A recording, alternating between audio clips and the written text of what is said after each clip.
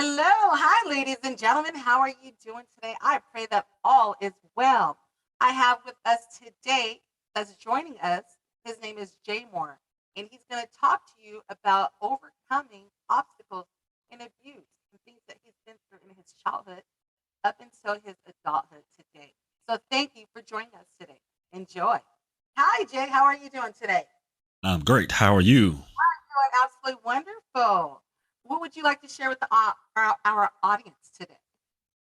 Well,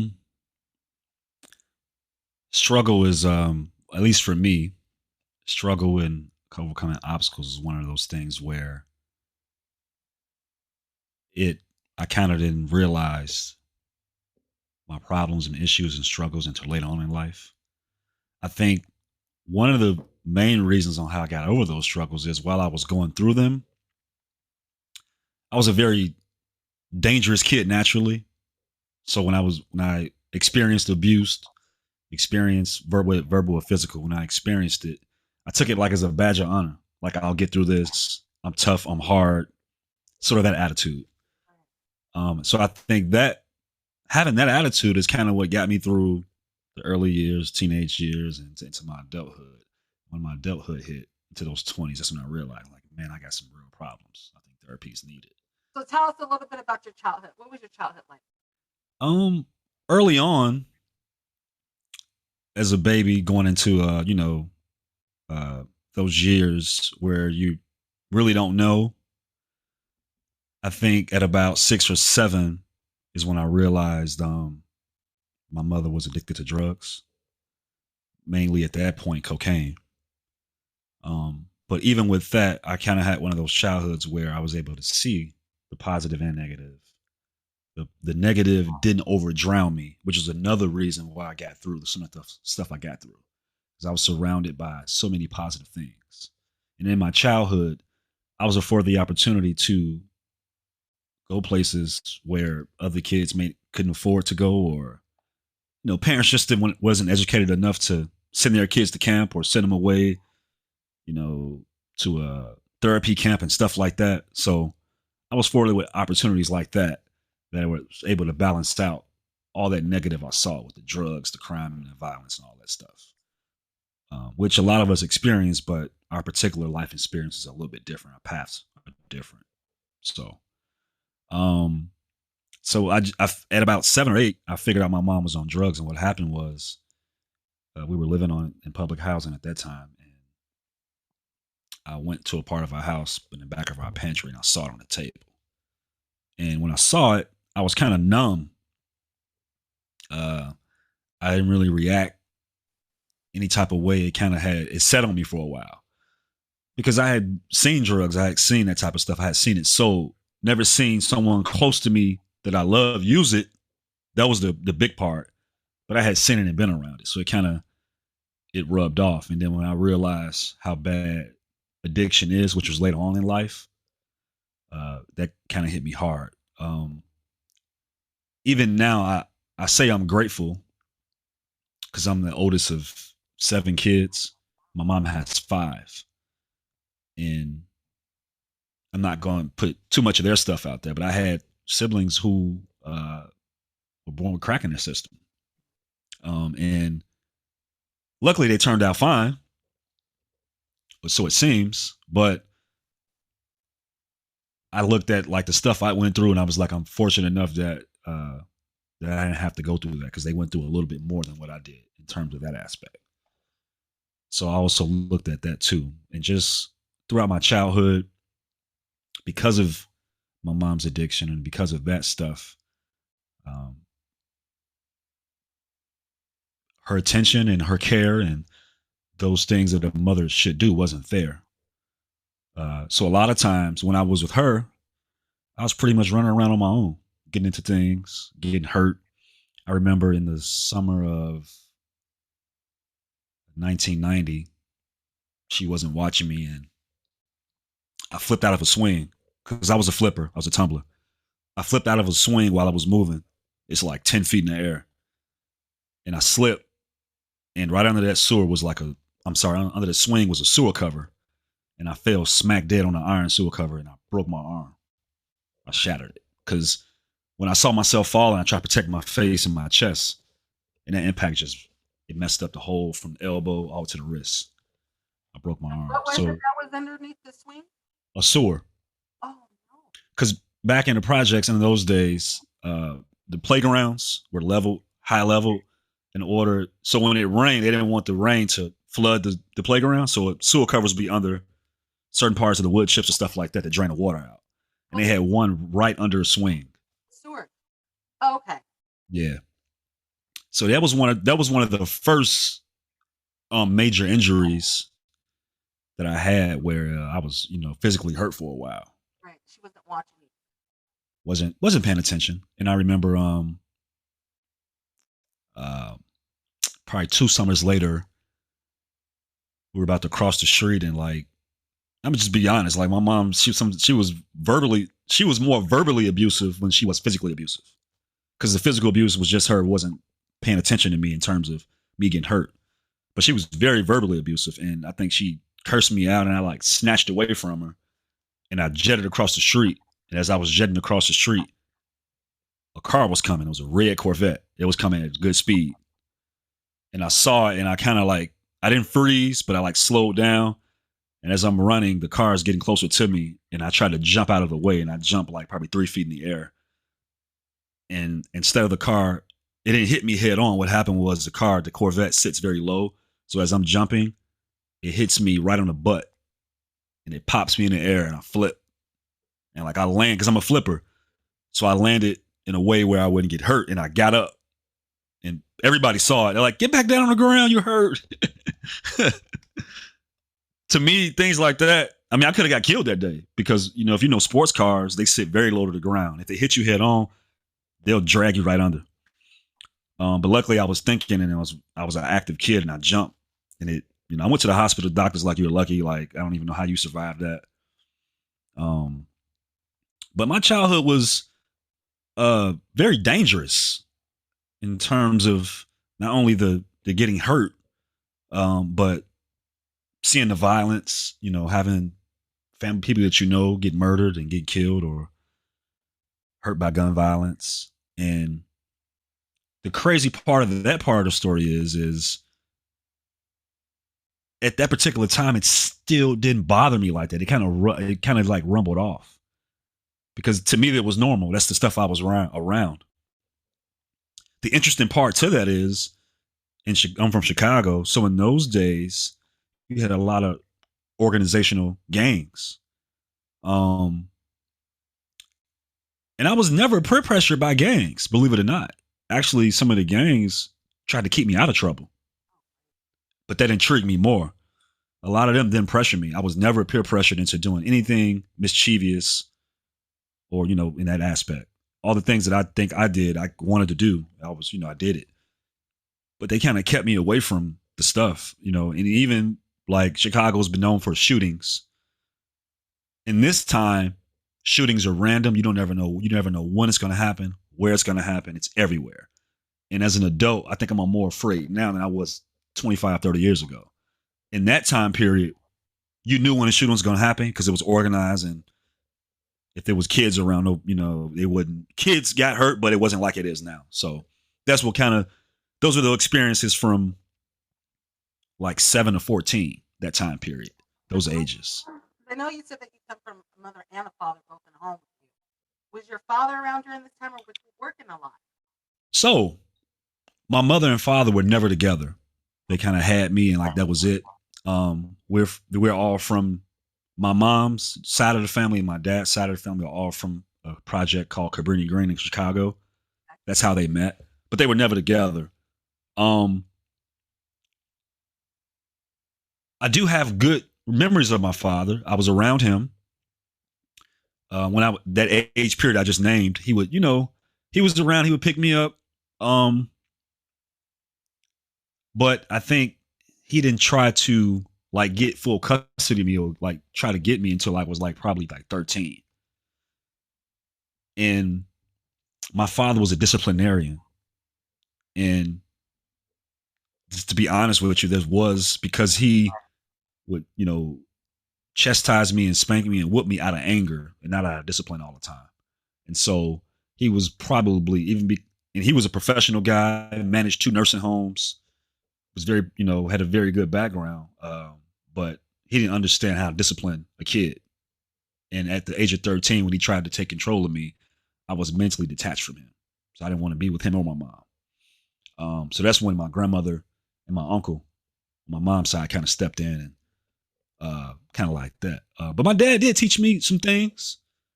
It wasn't all bad. He ended up married and having another child. So I felt like I was the third wheel anyway. There was no way I was going to fit in that dynamic. Because at this point, no one got me therapy. I needed it bad. And Still as a child growing up, did you ever express your feelings to any of your siblings? Because you had a lot of support systems. Sure. the problem with the sibling thing is the I'm 38, so the next child is 29. So I'm the oldest, and the age gap was so big. Right. So by the time like my mother's next sibling to me was born in 94. So about a 92, 94. So by the time, I'm already 7, 8 years old running around, doing things no 8-year-old should do. Yeah.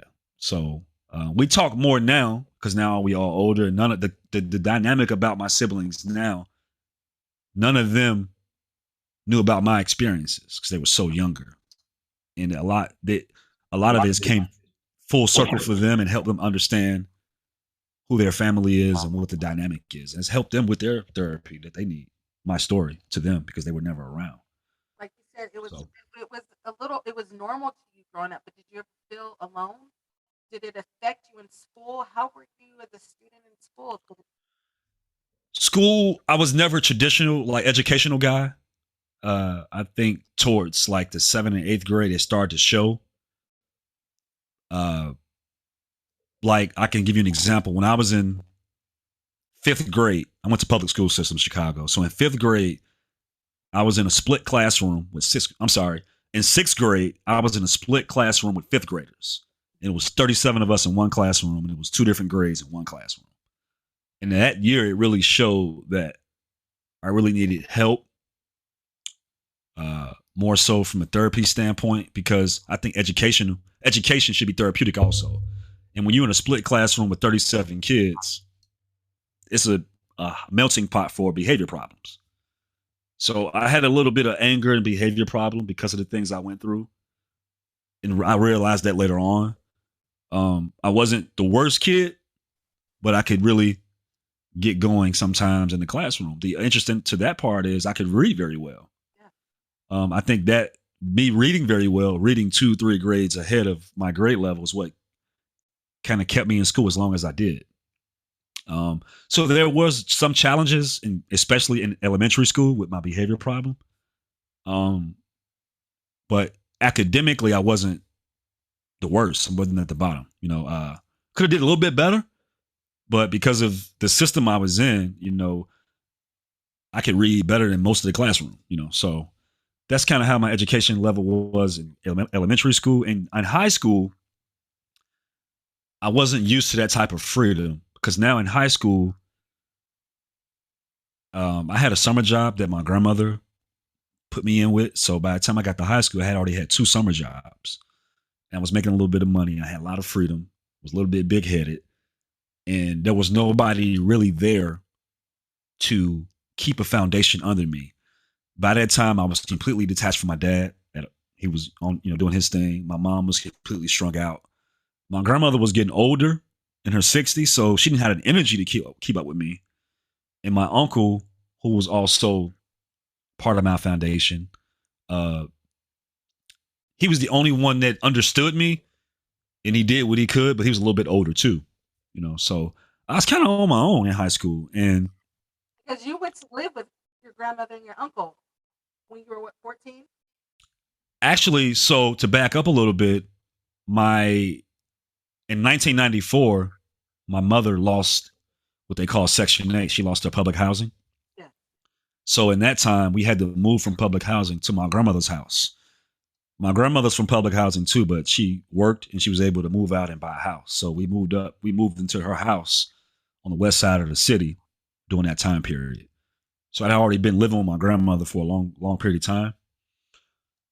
when my grandmother retired from her job, what she did was she turned her house over to my uncle, and my grandmother moved into a senior citizen building, not far from our old public housing project. So I was with my uncle from like 13, 14 on up, kind of like that.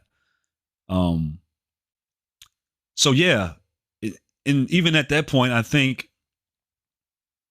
at that point at 13, I still didn't realize the trauma.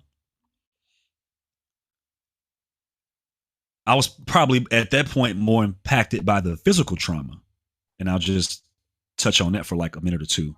So we talked about how I got hit by a car. In the summer of 94, um, we were in our old public housing project. And at the time, I didn't know it. I figured it out later. But my mom kind of sent me with her boyfriend back to our house. And he had a bike, a regular like 21 speed bike. And he rode it, and I was in the back of the bike with him. How old were you at this time? This was 94, so probably 9 or 10. Okay. 10. So we're on the back of the bike. We were heading home, and my feet are pretty big. I went from like a size 7 to a 10. I wear 13 now. So as I'm on the back of the bike, my right foot hits the tire. I'm like, oh crap, let me move my foot because I'm hanging on the back of the bike. Right. So then it hits it again, and this time when my foot hits the tire, everything goes white. Everything goes white. And when I finally woke up, my mom's boyfriend, his face is bloody, like a baseball. He did a baseball slide on the concrete. The bike flips over because my foot gets caught in the bike, and the part that holds the chain up slices my tibia and my ankle. It slices the shoe I have on. If it wasn't for the shoe, my foot would have been gone. It slices the shoe I have on, and it slices my ankle. I got the scar today to see it, to prove it. The bike flips in the air, and we're on the ground. We're in the middle of traffic. So this is 94. And we were driving in the street. And, back then, you could drive on a sidewalk or a street. But he was in the street. And a truck could have hit us, but the truck stopped. And we're in the middle of the street. So I had a cast on for like probably 3 or 4 months from my toe to the back of my calf. And that was pretty hard for me. Like, I got no leg, basically. I'm walking on one leg. And had some broken bones, and skin was messed up, some tendon issues from that accident. And so from that point, there were other accidents. I think the major one was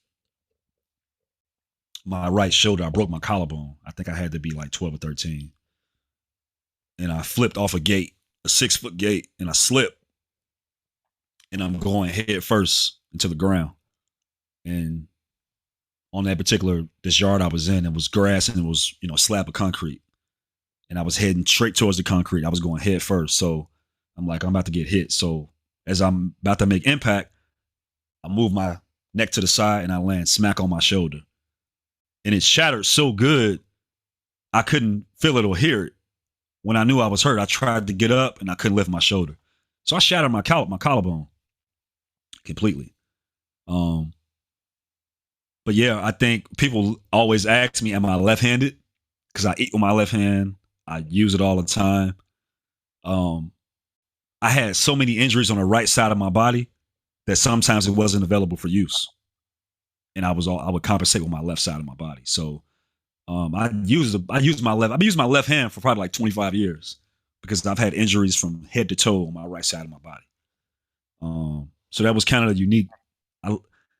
I never noticed that. Someone pointed it out to me because they're like, "Are you left-handed?"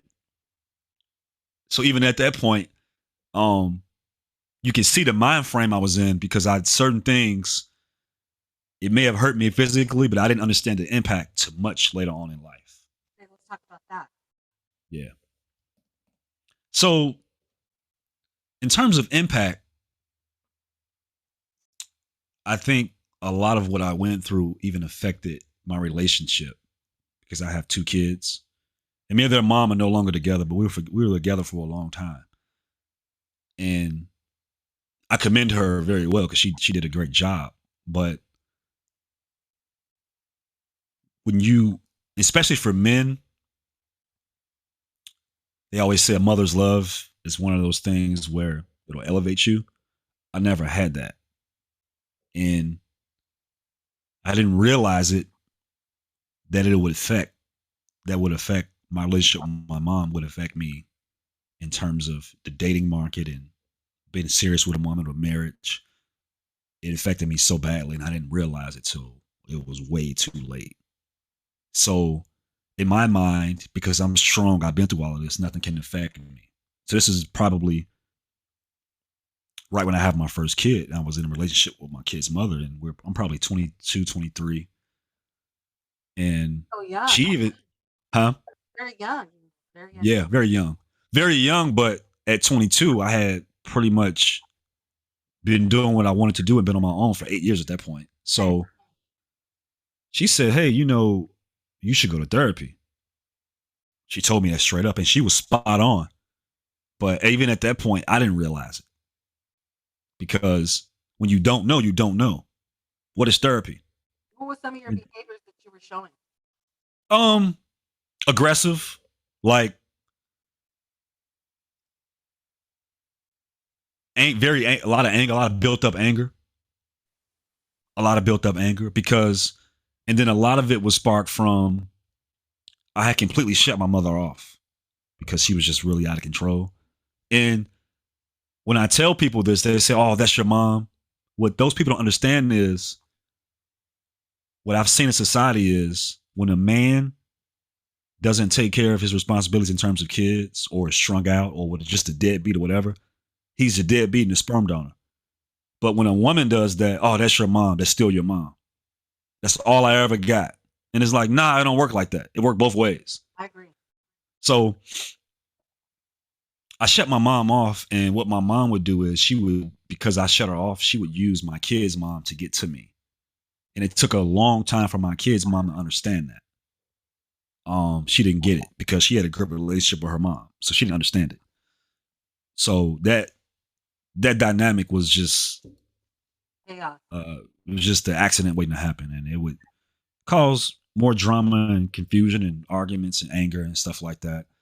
Um, and when I started going to therapy, probably like 28 or 29 was when I finally had therapy. And even at that point, I finally realized at that point, because I had a lot of anger towards my dad too. Because I'm like, hey man, you dropped the ball. Like I really needed you and you got married and had another kid. Like I would never do that.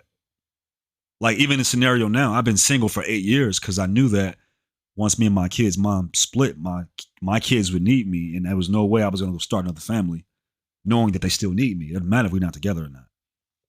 So that I learned greatly from that. But the other thing was too is that like my dad was he managed two nursing homes, and he was in charge of mental health for like probably 200-300 people. And I'm like, hey dude, like you in charge of the mental health of strangers. You didn't get your son no mental health. And so part of what I realized what that was, I'm very guarded, but even though people that's close to me don't really know me, even to this day, they are clueless. Right. Um, Even my dad, he's not with us no more, but I remember we talked and he didn't even realize the injuries I had as a kid, a lot of them. He didn't even know I had two other sisters on my mom's side. Like he was completely oblivious. Right. So people really don't know. Um, it's probably out of all the folks in my life, probably one or two really know me. So yeah, later on in life, the impact, I started to do the therapy. I started to do Well, things that would, how has that therapy? How has therapy helped you? Has it helped you? it's so with a person like me, talking to a licensed therapist one on one doesn't do the trick by itself. Not for me. Maybe some people, but not for me. And so it's a great addition to my lifestyle and what I do. Um, but it's not a standalone type of thing where it's going to 100% do it. So I think for me, the therapy, the talking to people, talking to a licensed therapist, being open, being honest, lifestyle, the way I eat, meditating, which I learned that later on in life. I learned about yoga later on in life. Um, a lot of my friends come to me for advice and come to me for different things. That's been very therapeutic. What I realized was with a person from my situation, I learned this in therapy that sometimes we want to be needed and wanted because of everything we've been through. And a lot of times that can be harmful because you will bend over backwards for a person that'll use you and you'll continue to do it. I struggle with that. And therapy has helped me get out of that. So, um, another interesting dynamic to this is I think the way we eat affects our behavior. Yes. And I didn't notice. I knew this in the back of my mind because I stopped eating before the age of 19. I was completely free of red meat, pork, eggs, and a few other things I had given up. And the reason why I gave all that stuff up, I started eating different at 19 is because I went to so many different funerals and things like that when it was health related. So in my mind at 19, I'm like, I didn't have all the answers, but I was like, this got to be so related to what we do to our bodies. And I started doing research and started looking at things. I was like, yeah, I'm giving up beef. So I haven't had beef in so long. People look at me like I'm crazy when I say that. Oh, that's good. That's something that's great. And now I'm completely meat free at all. I don't eat any dead flesh. But I think another thing that helped me greatly is I would consistently try to do better in terms of what I consume throughout my life. And I realize it now, but during that time period, I was doing it strictly for physical health reasons, but it helps with the mental part too. So I think that was a great decision I had made early on that helped me. I was open minded to trying new things, and being open minded to trying new things will help you a lot. You ever get addicted to any drugs or substance? My biggest addiction was sugar. Oh, okay. I was a big candy head as a kid, and I had to give that up. That was my biggest addiction. It messed my teeth up, and because that was what I coped with. It was the coping mechanism because all I had been through, and I used to eat so much candy and so much stuff that wasn't good. Substance abuse. Never. You never indulged. Never did anything. I was never because I was so athletic. I felt like that would hinder me from participating in athletics, and I saw drugs turn people into literally zombies. I was like, nah, not me. So I never had that issue. I drank, but I'm the type of person I could drink all night and I could stop for a whole year. So I like having money in my pocket. All that stuff costs. Like you're not gonna get my money. Yeah, I'm So, so looking forward. What are you doing now? Since you've so where I'm at now, I work in government and public service. I work for the state of Illinois, and I work in a capacity where uh, people who have different licensing issues with their business with my department, we kind of cut through the red tape on that. We also look at financial documents and do audits in terms of people who own funeral homes and stuff like that. So that's what my full time employment is. How I got to that point is my grandmother. She came from public service, and that summer job I talked about when I was 13, she got me a summer job with the city of Chicago. And so I've been in public service and government for like 24, 25 years, even in my young age now, because I started so young. good. So that was one of the mechanisms my grandmother put in place because she was like, hey, boy, you're either going to go to school or you're going to go to work. Then your only two options. And so I'm glad she did that because I've learned so much in terms of society coming from that background. Part of what I do is I think in my community, a lot of the young black men, like how I just didn't know about my trauma and things like that, some of them don't know either. And part of my duty, I try to expose people to information. This is why I started my podcast. You'd be surprised that even in my department now, like people just don't know that we have a division that investigates and audits funeral homes. People have no clue. I talk to them about it all the time. And that's a real issue, especially in the black community. A lot of us, we don't have life insurance. We A lot of us in Chicago, we have an issue where people they'll pay money to a funeral home or a person that's going to do services to a loved one, and they're not even licensed to do it. So that's where we come in at. But people just don't know. A lot of young black men don't know. When I worked in the prison system a while back, I used to come across so many people that I knew and people that I met on the first time that were incarcerated. And that was their first time reading a book when they were locked behind a cell. It was their first time meditating when they were locked behind a cell. And it was like, they would look at me like one of them because truly I was. I came from the same background. It was like, well, how did you get to this point? I was like, it wasn't, By I knew applying. when to, huh? You got to that point by applying yourself. Applying yourself and understanding that it were things bigger than outside of the block I lived on. Absolutely. But a lot of them don't know. And so what I do now is I go out and speak to different youth centers and organizations and different schools when I have the time. Because what I noticed when I was a kid, kids don't respond. It's psychological. Kids don't respond well, especially kids with behavior problems. They're not going to respond well to some old lady or old man with gray hair telling them what to do and pointing their finger. They're not going to respond to it. Kids will respond more to a person that looks like them, talks like them, or acts like them, or there's some sort of resemblance to what they know. Sorry, 2 days ago, I was on a basketball court, and this kid had to be like 19, and he was like, where do you play at? I said, man, I don't play nowhere. I was like, them days are over with. He's like, what do you mean? I played 20 years ago. He's like, well, how old are you? I said, I'm 38. He's like, oh, I thought you were like close to mine. He's like, nah, man, my body's beat up. But the point in saying that is, this was just 2 days ago. He saw something that resonated from where he's from. And we were both strangers to each other. And he reached out and said something.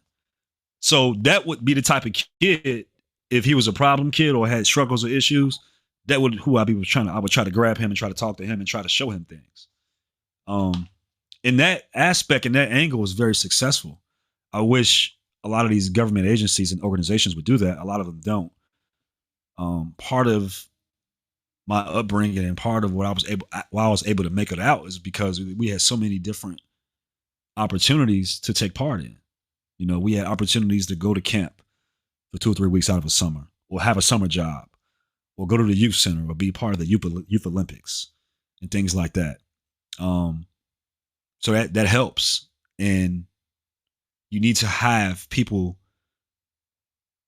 that come from the same economic background and look like that particular person to try to offer the change. Part of the reason why I struggled in elementary school is because I never had one black male teacher throughout my whole time in elementary school. The only black males that I saw were gym teachers and security guards. Every other teacher I had in terms of the classroom was either white or a woman. There was nothing wrong with that, but when you're talking about a black male who has black issues from coming from a certain economic background, the dynamic has to change, because that particular young black man is not going to respond well to people who don't look and act like him. And this is why kids have behavior problems in the public school system, and they end up going from public school to prison. That's the pipeline. So, All right. So, and I want to tell you that you are doing a phenomenal job. I'm very proud of where you are today, and all of the things that you are talking about. I pray that you could start a foundation or a youth center for our young youth, because it's very important in order to have people like you that can stand in those positions and make it happen. We all need to come together as a community and do all the things that we would like to do for our young youth and for ourselves, because we are here to mhm. do different. I would like for you to, we're going to wrap it up. So I want you to tell our audience how they can contact you if they would like to reach out to you. Well, if you would like to listen in to my irritating voice, I'm at the Read More podcast on Apple, Spotify, Google, all those platforms. The Read More podcast. I am on In Perspective TV at YouTube and Instagram. I do have a Facebook at J Moore, but that's just there for business reasons. I'm pretty much more. I can be reached more on Instagram and YouTube. What's your You can email? check me out. What you say? Your email address. My email address is inperspective11 at icloud.com. Shoot me an email over if you want me to come speak or uh, any of those things. Just got questions. I respond to that email daily. All right. You heard him today. It was such a pleasure with Jay today. We have enjoyed you and we appreciate you. I'm going to leave us off with a poem. Sure, this world is full of trouble. I ain't said it ain't. Lord knows I've had enough and double reason for complaint.